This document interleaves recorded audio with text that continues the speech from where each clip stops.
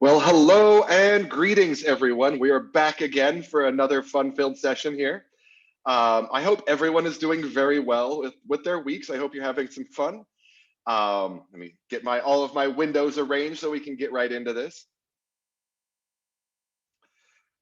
Everyone's popping in right now as we're getting started. That's excellent. Um, Today, we are talking about how a lawyer writes an email. And I don't know about all of your practices, but I can tell you that when I was practicing the law, emailing was more than half of my day. If I have to really estimate, I spent so much time working on emails to my boss, to opposing counsel, to clients. Uh, my inbox had hundreds of messages by the end of a day, and I had to respond to just about all of them. So I don't know. You guys can tell me if you do a lot of emailing or not in the chat window. Um, I think it's a very important skill that we develop as lawyers because in many ways it's replaced that formal business letter that that probably our bosses and our bosses' bosses grew up with. It's all we do, right? Thank you. Somebody said that. It's all we do is we email back and forth, back and forth. It's nice in a lot of ways because we don't have to format that long and formal letter when we just want to answer a question. So in a lot of ways, it's nice. But there are a lot of things that we need to do to make sure that we're coming across professionally and not saying too much. I see a lot of familiar names here. I won't spend much time on myself. Getting to the point where I think I should just have you ask me questions about myself and I can answer them. But my name's Jeff Kaiser. I'm an attorney from the United States. I have been for quite a while now. I've also been teaching English for several years as well, always to lawyers. So I'm a little bit in tune with what you do. I've worked in lots of different law firms in lots of different roles, so I understand a lot. I also love movies more than just about anything, and I am very sad that my beloved Liverpool Football Club has been not doing so well lately. So don't pick on me if you're a United or City fan, please. Those of you that were here earlier saw that I'm asking you to send your name and email address and law firm in the chat window. That's great. If you can do that, that's great. We promise not to bother you too much, but we'll stay in touch and let you know what we're up to. Some new classes might happen, some legal topics that might be interesting.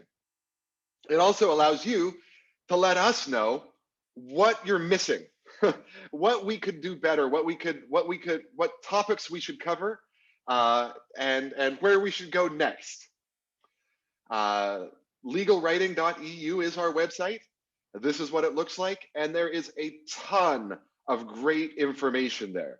In fact, if you go to our blog, our boss blog, you will see even more information about do's and don'ts when it comes to emailing. So, so this is a little bit of a, a trailer for the movie.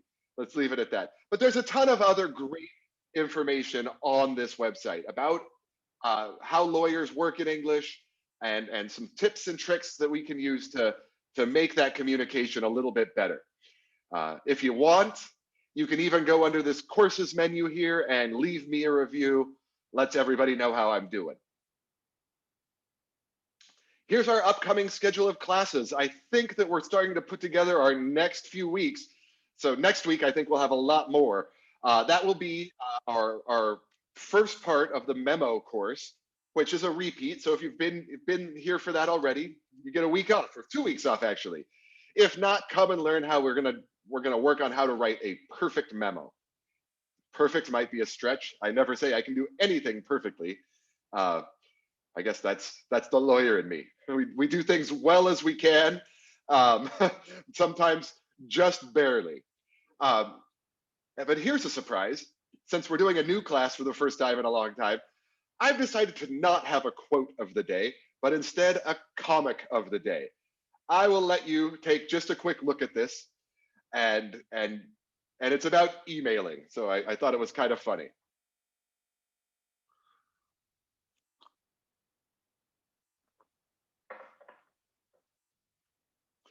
I guess a Buddhism joke is always a little bit touchy, but as I'm in a Buddhist country, I thought it was relatively okay.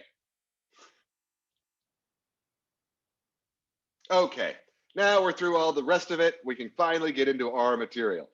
And I want to take just a moment to say that yes, it was 2 or 3 weeks ago we did a whole class on how a lawyer writes a letter, and a lot of that carries over.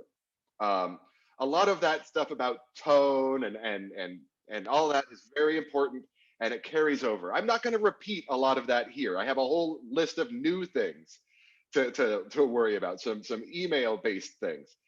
But try to think about those old classes, the letter writing class especially, when we're going through this.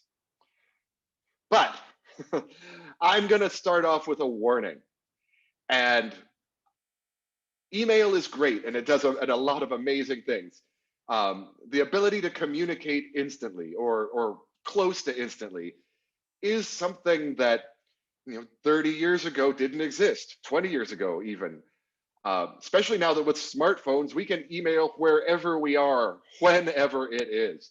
As a lawyer, this is not the greatest thing in the world because our bosses can get us whenever they want. But it's also nice that we can always stay on top of things. That being said, email is forever. Lawyers have definitely gotten into some serious trouble because of things that they said in emails. Example, a New York lawyer was disbarred after sending inappropriate emails. I was very curious about what those emails said, but I was not able to find them. Um, this is not an isolated uh, example, though.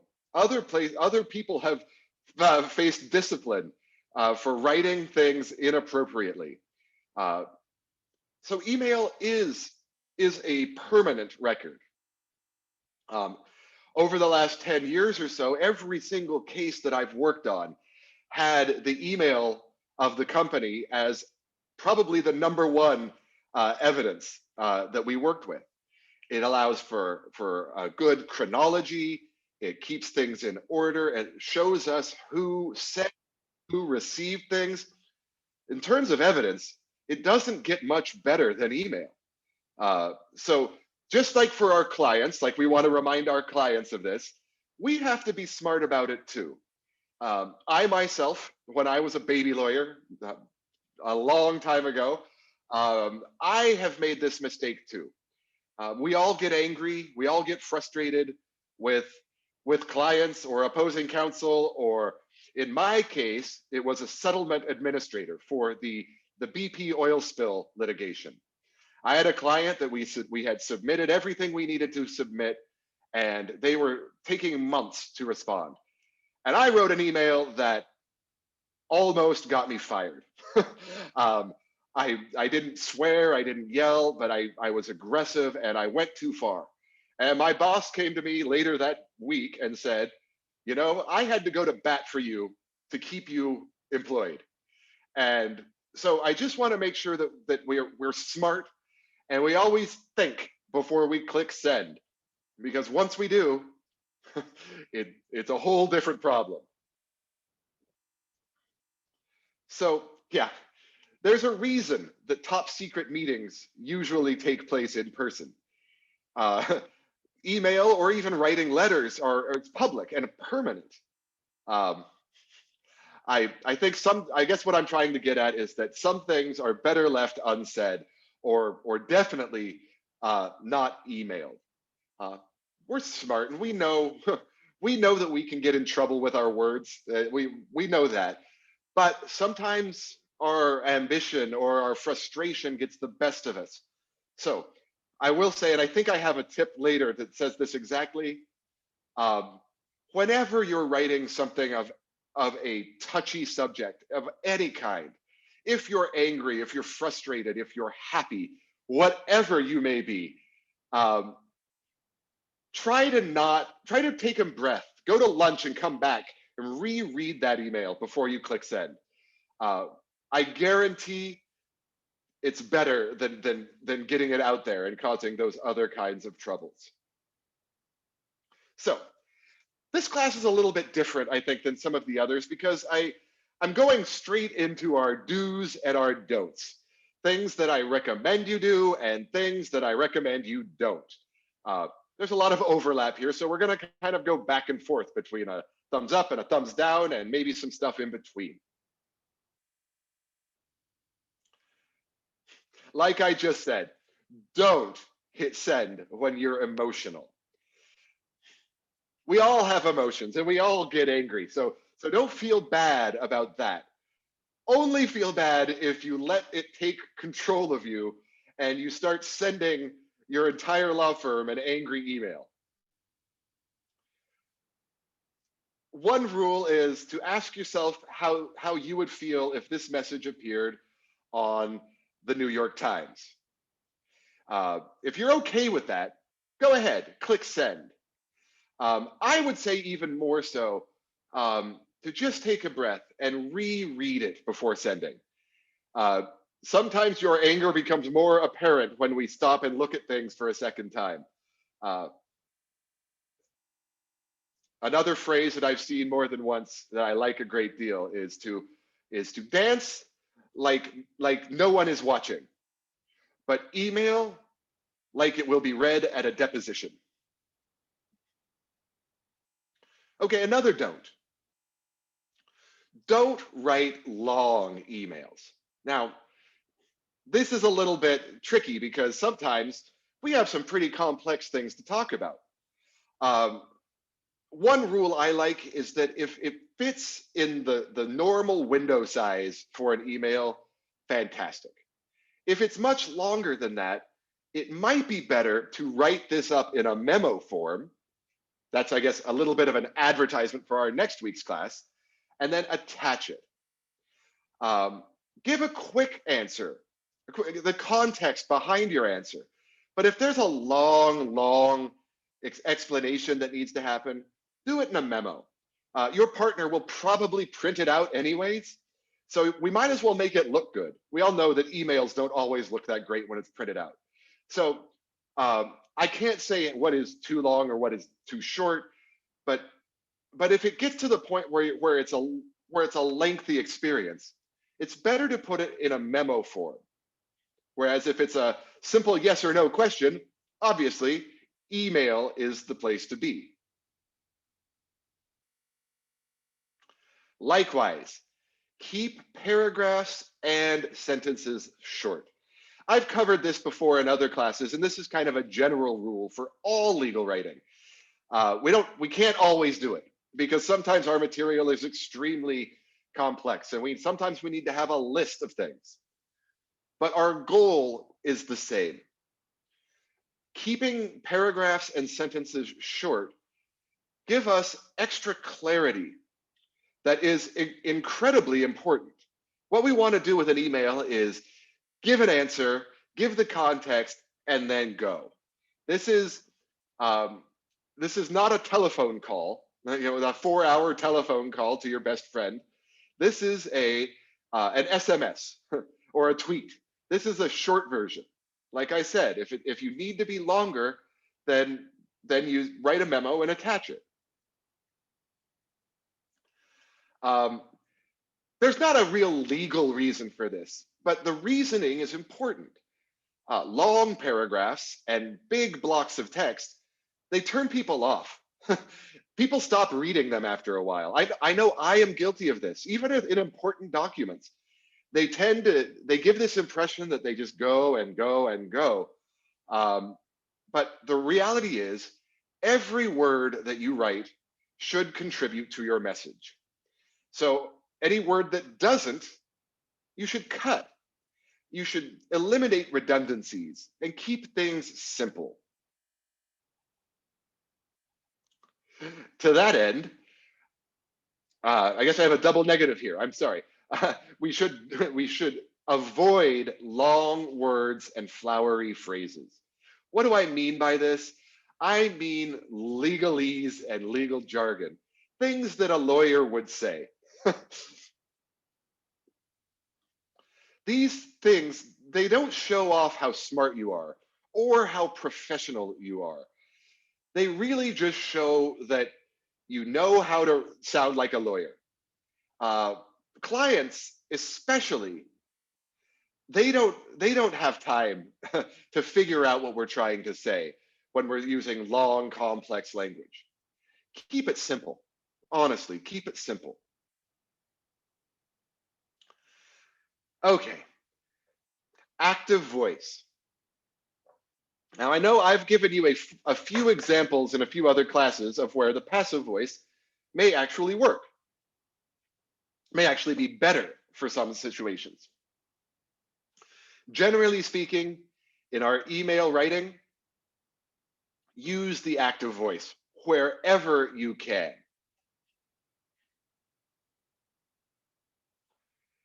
For one thing, an active voice makes makes um, makes your writing easier to read.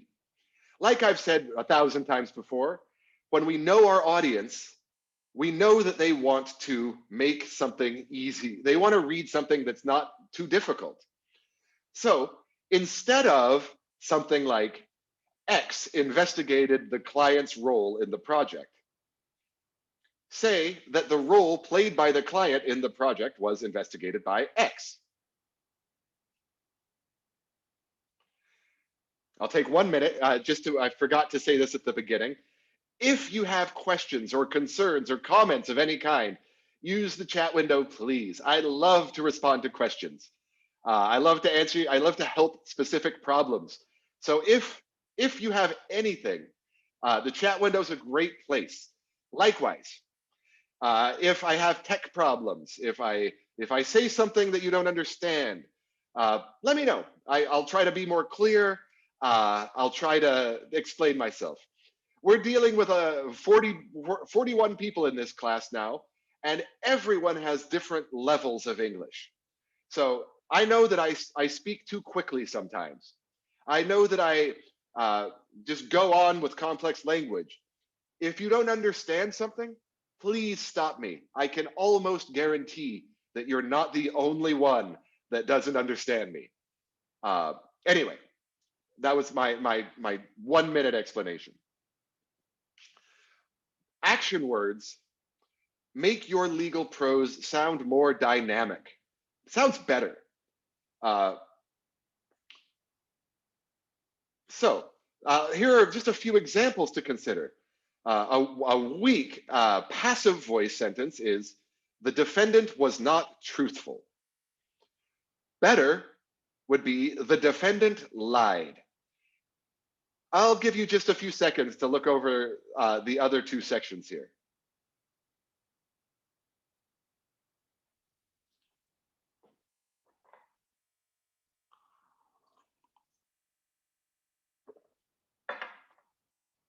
All right.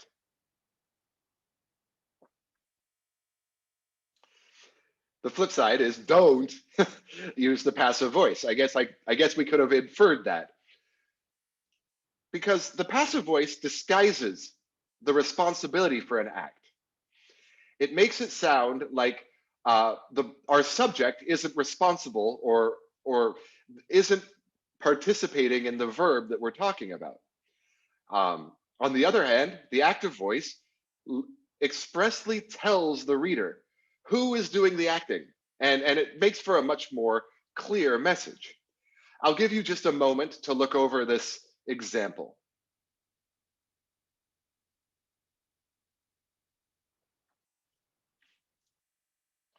I hope you can see how we can use the passive voice to our benefit if we're trying to disguise responsibility. For example, there are cases where we're defending a criminal or something like that, where that's exactly what we want to do. So while I say don't use the passive voice, I just want you to start using the passive voice in a smart way.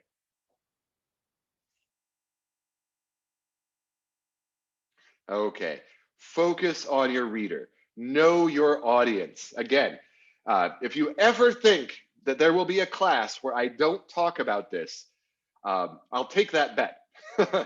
um, when we're writing anything, maybe especially emails, I want you to think about your audience. Who's going to receive this? What, what information are they hoping to see? You want to give as much detail as you can.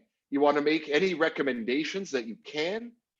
But to do this, you'll want to simply think about how much your audience already knows about the subject, what their attitude might be about the subject. This is especially important when we're talking about clients. Uh, Sometimes we need to explain things as if they were children because they don't understand the law. Sometimes not so much. This is an important thing when we're writing. And to illustrate, I'll ask you simply a question.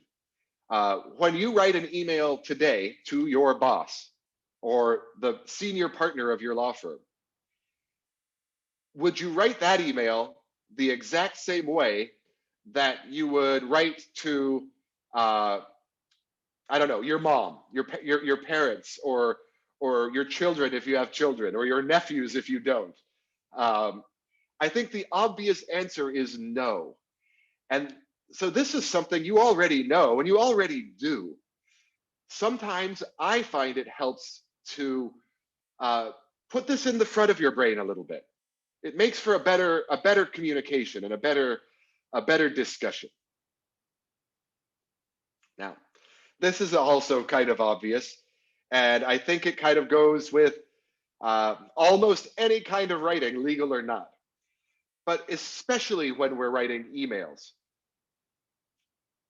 If we do keep them short and to the point, bad grammar, bad punctuation, misspelled words stand out even more so. So we want to make sure that we're one, saying what we intend to say, and two, looking like we're reasonably professional when we do it.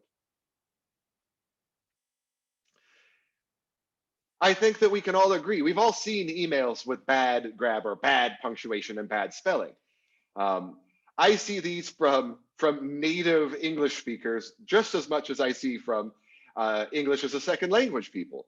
And sometimes it kind of shocks and terrifies me. But what we want to do when we have a short message is to give you as much credibility as possible. And that comes through our professionalism. The last thing that we want to do is make a suggestion that we don't care about who we're writing to. Your boss is likely to care about this a lot more than anyone else. So make sure that you use grammar check or spell check. These tools have saved me on countless occasions, and I'm sure it's the same for you. Okay, be organized. Again, this is pretty common sense, I think, right? Without being organized, we kind of have this stream of consciousness kind of communication. And again, I'd like you to all sit back and just think about these emails that we've come in that go on and on and on without any sense of organization. So even though we're trying to keep these communications short, it's important to keep them organized. Use a roadmap can help guide your reader through whatever it is you're writing. An introductory sentence or paragraph also helps. Transitional phrases are a great way to just keep the story going. You can use headings or subheadings if you have to, but honestly, once we get to that point, write a memo and attach it. It's going to be better for everyone that way. One thing, before we go much any further, when it comes to knowing your audience, when it comes in emails, one thing that is email specific is to think about how this person will read your email. Is it right during normal business hours when you know they're sitting in front of a computer? Or is it a weekend where they might just check on their phone? Uh, Obviously, we can't tell. We won't know all the time. But if you know that he's at a computer or she's at a computer, you might be able to write a bit longer email. If you're on a phone, reading shorter things is easier. But yes, use use visual clues and transitions to organize your writing. Some people need to outline from top to bottom. Some people don't and can do a lot of their organization through editing. Um, I guess this is all part of your own individual style. Okay, so think about organization. Make sure that you're actually saying what you intend to say. And one way I do that is to just think about from the very beginning, this is an email about blank. Maybe it's a settlement negotiation. Maybe it's a, I don't know, a cease and desist letter. Once we put that, just put it in terms of what we're doing, a lot of our organization becomes much more easy. The flip side of being organized is to never use the writing process to clarify your thoughts. We all do this, I'm sure of it, is that we don't know where our email will end. We know we have to send an email, we know what it's about, we know its beginning, but we don't know where we're going to end up when we're starting the email. This is a problem. uh, it tends to increase the number of words that we use, and it tends to muddle what we're trying to say. So have a clear idea about what you're going to write. Um, and this may be your main subject point. There might be sub issues and sub things to worry about, but don't just sit down and start writing, because you will end up spending more time editing than if you organized yourself to start with.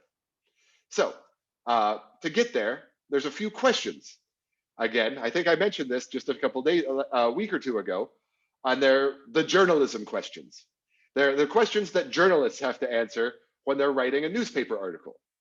And that is what, where, when, how, why, and who. If you answer those 5 questions, you're going to have a relatively clear email. Now, obviously, some emails won't require all of those. It's important to start spotting what you're actually writing about, what you're responding to.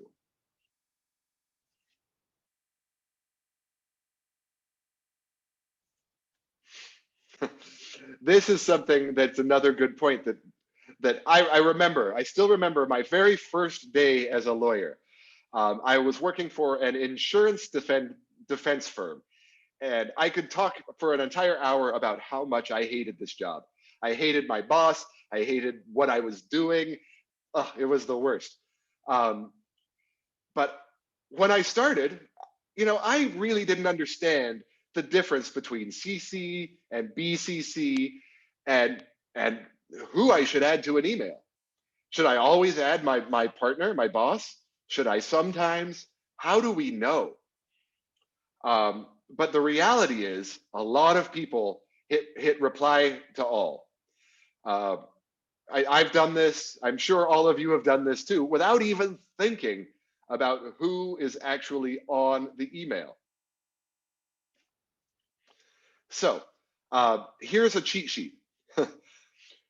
In the to line, only include the people that you expect a response from.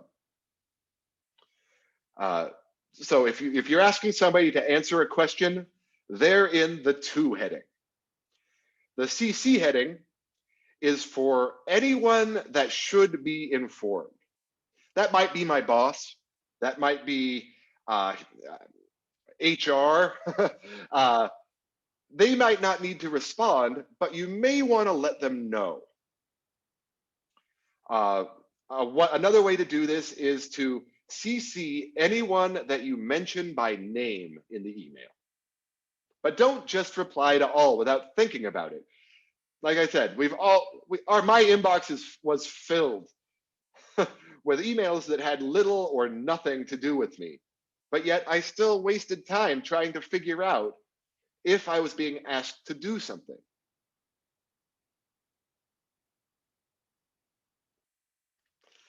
Don't use a lot of legalese or legal jargon. Yeah. This is definitely related to the flowery language thing I mentioned a few slides ago. But I thought it was so important, I'd mention it twice. So these words, things like aforementioned, herewith, heretofore, wherein, these are words that lawyers use because we can. But there's really not a valid reason to ever use this language. Uh, if you can think of one, please let me know. The only one I can think of is maybe our boss told us to.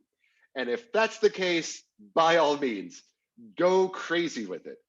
But I have never, ever, I've never found these words make your communication better or more clear. There's always an alternative that is a better word to use. So ditch all this stuff. Just go for clear and simple language. Of course, it's important to use the best word. And I guess what I'm saying is these never are. Um,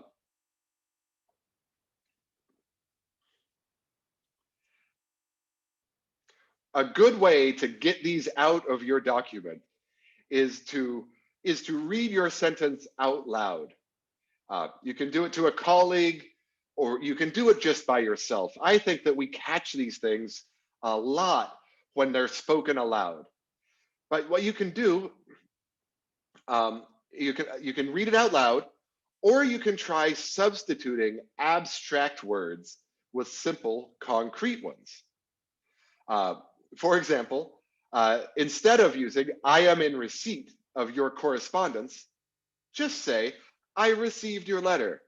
Um, Number one, it's clearer. Number two, it's shorter. And while shorter doesn't make it automatically better, it's a very good general rule to live by. Shorter is generally better. Okay, let's talk about timing a little bit. Um, like I said, when I was practicing a lot, my law firm was what they would call a 24/7 law firm. And that means that so was I. I was a 24/7 lawyer. So that if an email came into my inbox, I had to respond. And the sooner, the better. Uh, Vacations or weekends or holidays made no difference. Um, I could get away with sleep as a reasonable excuse to not respond. But our goal is to respond as quickly as possible. Now, I'll limit this rule to important emails. So anything, anything from your boss is an important email. um, some bar association get together email is not an important email. I will leave you to figure out the difference between an important email and a less important email. But for our purposes here today, responding quickly. Now your firm may have a hard rule about how or when to respond. I try to use the 15-minute rule.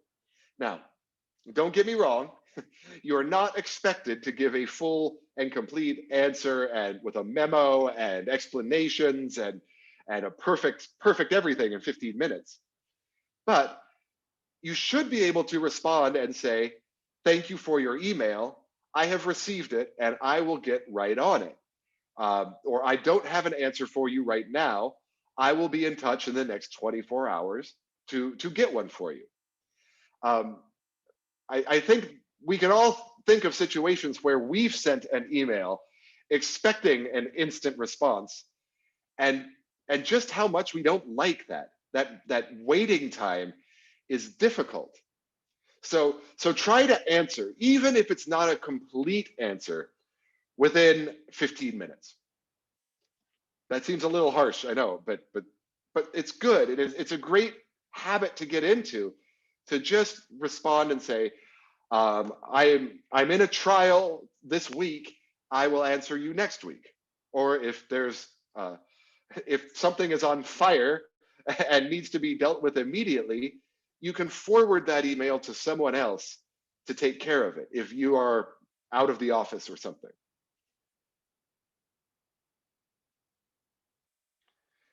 Oh, I said this twice. I guess I need to move this slide up a little bit. Apologies. But let's take a little moment and give it a quick exercise here. Consider the first sentence here. Due to the fact that the defendant has not attempted to pay back the money owed to our client in the amount of $3,000, it has become absolutely essential that we take appropriate legal action in order to obtain payment of the aforesaid amount. Okay, I thought I could get it out in one breath, but evidently I can't. That's a good rule. That's too complex and too wordy. A better way to say the exact same thing is, since the defendant has not paid the $3,000 owed our client, we will file a lawsuit seeking reimbursement. It's less than half the length and doesn't change the meaning at all. If anything, it only adds impact to our words. And at the end of the day, that should be our number one goal, is to have high impact language.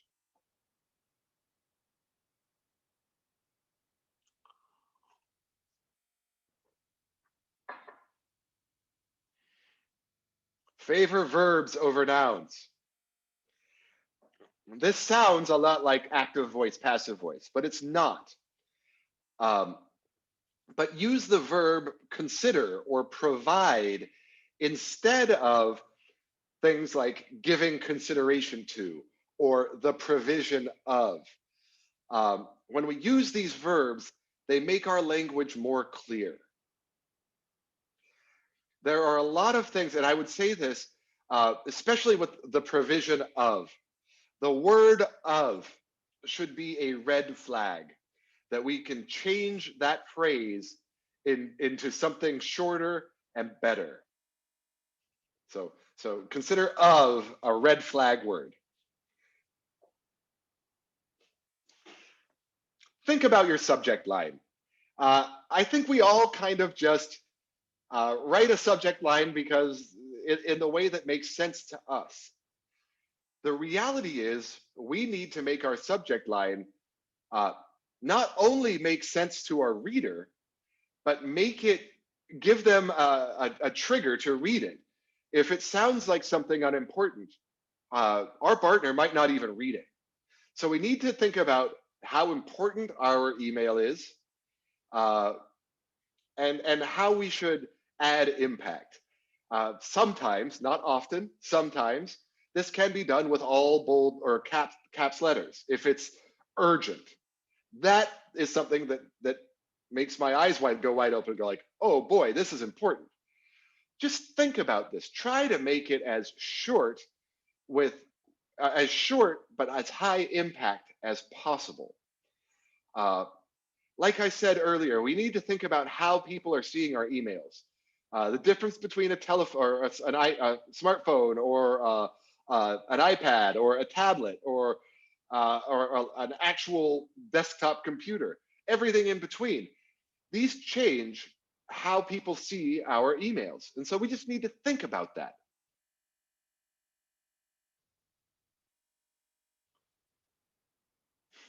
Making your instructions clear is difficult.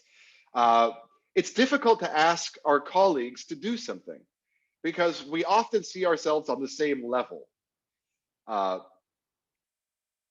We want to make anything that we ask someone to do as clear as possible.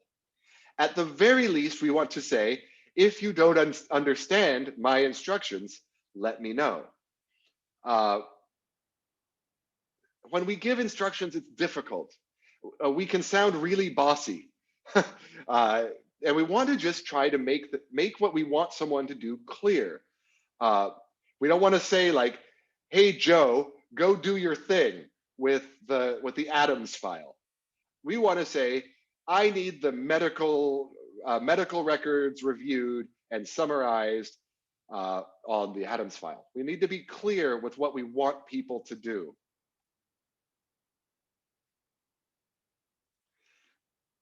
This is a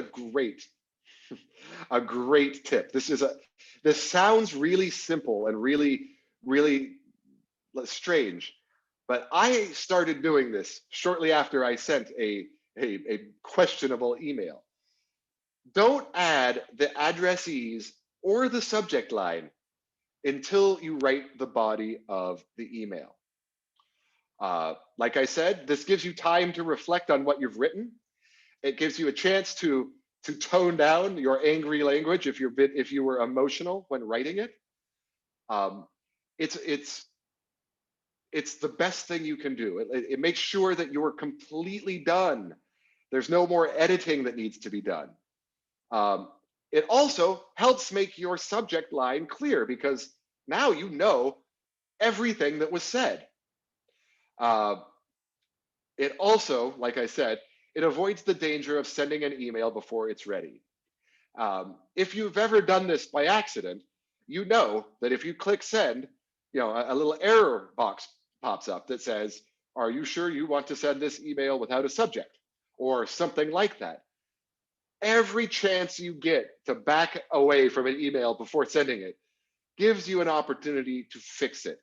And it's a good thing. So I always say to add the address, the people that you're sending it to, and the subject line last.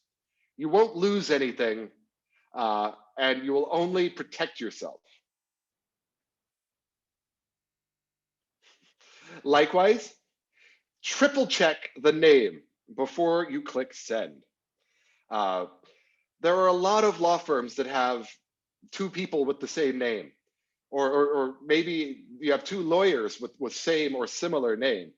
Uh, my name is a little bit unique. There aren't many Kaisers in the world. But if it were Smith or Jones or something very common where you are, I'm sure there would be 1,000 J. Jones. Uh, and so we just want to make sure that we're sending this to the right people.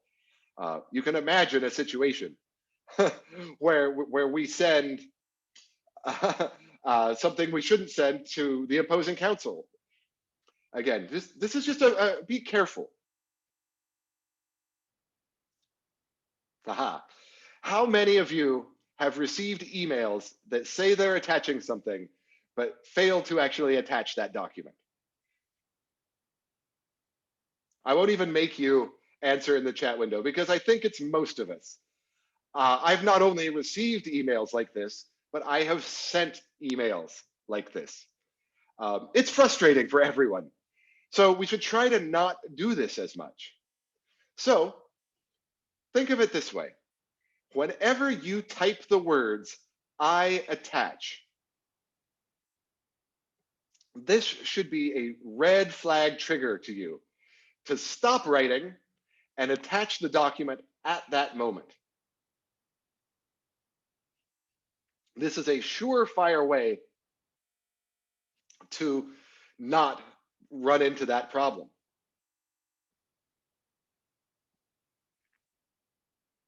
Okay, like I said, there are a lot more tips and tricks at our website. I hope you go check it out. I hope you poke around all four corners of our site. We've worked really hard on it. I think there's a lot of fun and interesting stuff there. So I've given you a bunch of tips. Go take a look at some more if this is a subject that's interesting to you. All right. I've got two more slides, and then it's time for just a bit of practice. I have found that one thing that almost everyone has difficulty with is disagreeing with someone via email.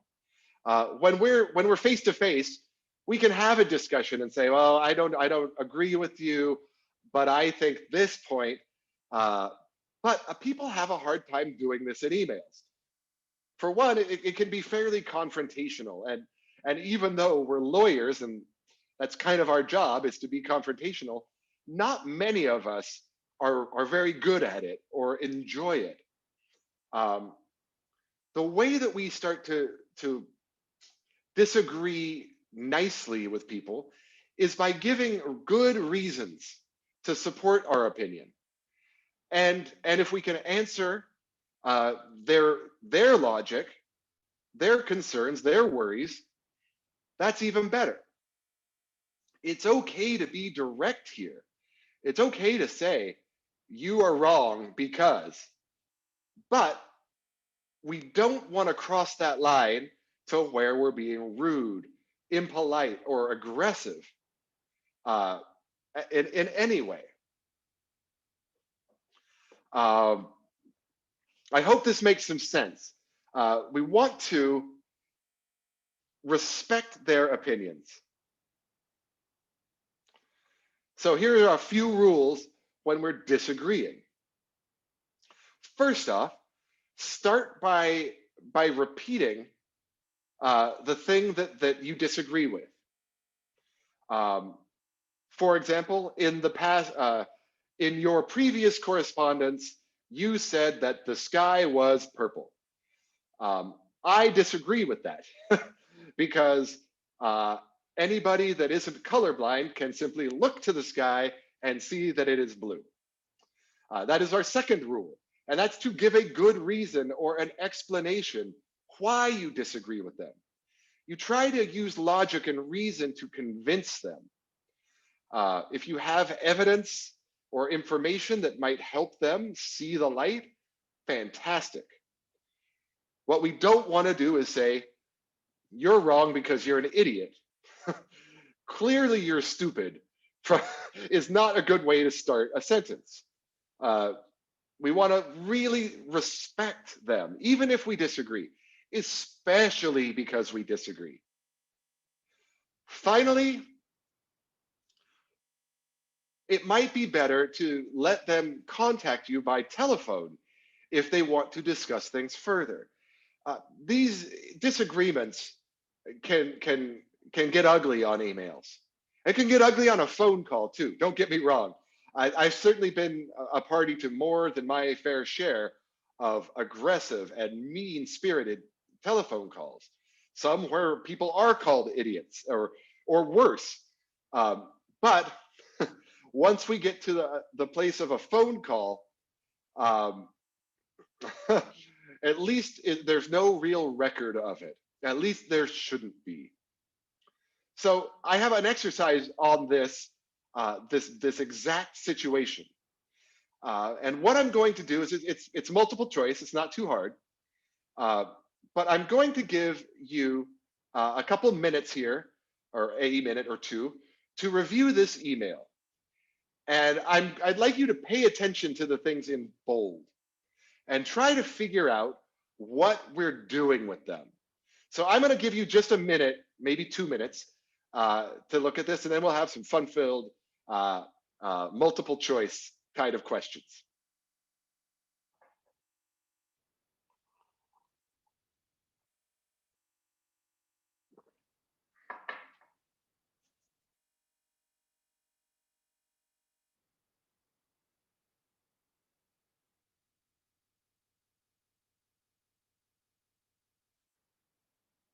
I apologize for any typos in this. I cut and pasted it, and it looks like the PDF may have cut off some spaces.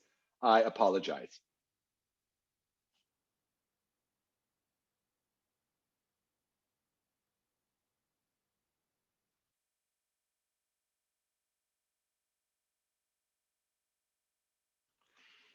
Okay, so well, boy, I think we'll get done in time, but I will stop talking so much. Um, Before I continue, this is a name that has problems with email managers. If you put William Smith in there, uh, there are thousands of William Smiths. I will go so far as to say that when I lived in New Orleans, Louisiana, and was practicing as a lawyer, uh, it goes well beyond the Fresh Prince of Bel Air, one Will Smith, but my neighbor was also named Will Smith. But there's more. One of our star football players on our local team was named William Smith. So mistakes can happen, uh, and to be careful with this. Okay, so does anyone have any guesses as to what these bold phrases are attempting to do?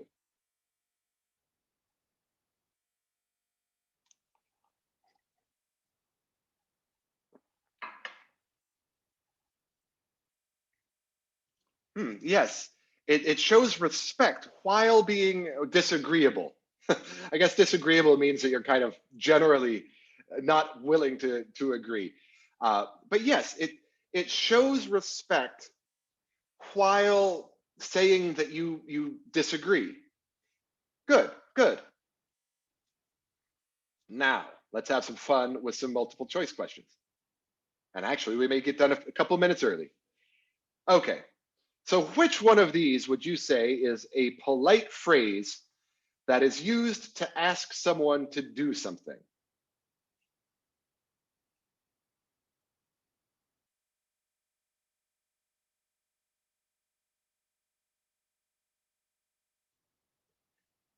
I'll give just a few seconds to let everybody go, but I will say that your response is correct. The one person that has responded so far.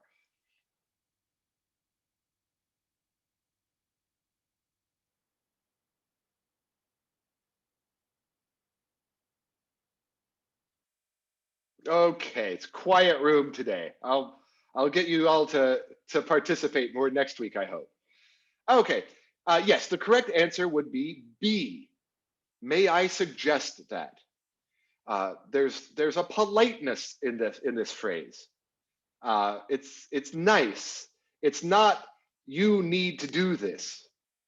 Now I understand that there is a time and a place to say you need to do this, but when we're trying to be polite and soft, that's not it.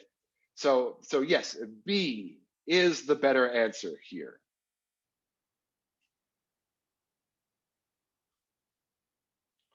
A different way to say I understand, which is used to show empathy or understanding of the other person's opinion.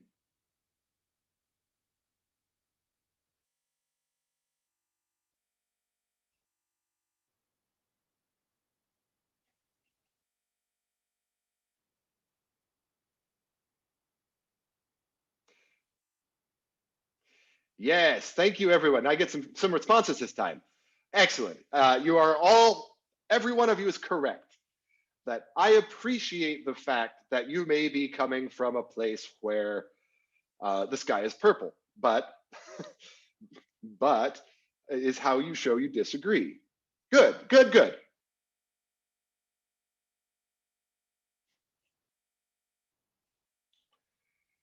All right. A phrase or sentence where you offer someone the opportunity to talk to you about the subject or issue is,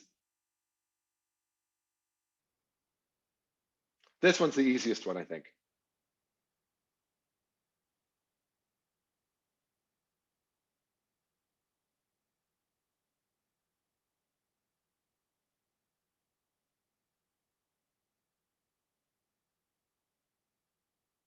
Again, you are right. I guess I made these too easy. I'll make them more difficult for next week. The answer is C. If you want to discuss this matter further, don't hesitate to contact me. There are 1,000 ways to say this in a polite way. And so I don't ever recommend that you cut and paste exactly. I always say to find your own voice, to find a phrase or a sentence that does this same thing that works for you, that sounds like you. We all talk differently, and I always want you to find your own way of speaking to convey who you are. Makes for a much more important and and interesting thing reading.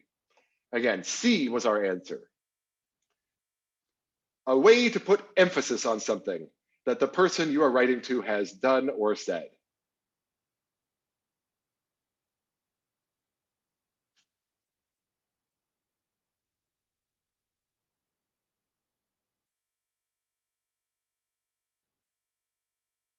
Do we have any guesses?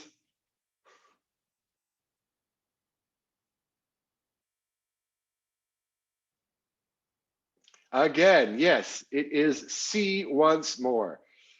You yourself went to the crime scene and saw what happened. This just shows that I'm aware what the reader did, uh, and put some emphasis on it as well. We have two more of these, and then you're done. You can go back to being fun, fancy lawyers. Um, a polite but direct phrase which tells the person receiving the email that they are wrong is.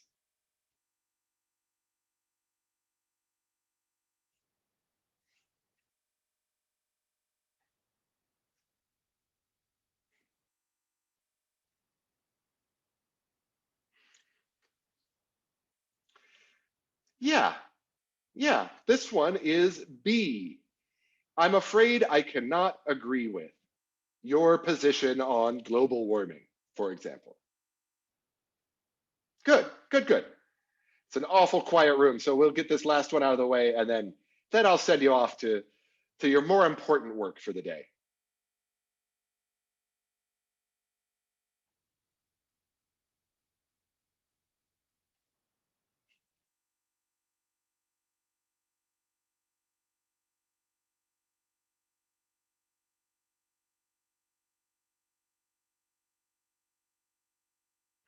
Yes, good. A again. A is the answer here. Um, in fact, uh, the sky isn't purple, but rather blue. Uh, I would say that C is a reasonably good answer as well. Um, I, I I was perhaps a bit quick to uh, uh, to make this list. So I think A or C works. All right, guys. Well, that is us for the day. Um, Thank you so much for your time and energy, and I hope that you come back next week if you haven't seen our memo class. If you have, then I recommend you go have a nice cup of coffee instead and enjoy your day. I will stick around for a few minutes if you have questions or concerns, or there's anything else that you'd like to discuss. If not, I'll stop talking and let you get on with your day. Thank you again, and I hope to see you next week.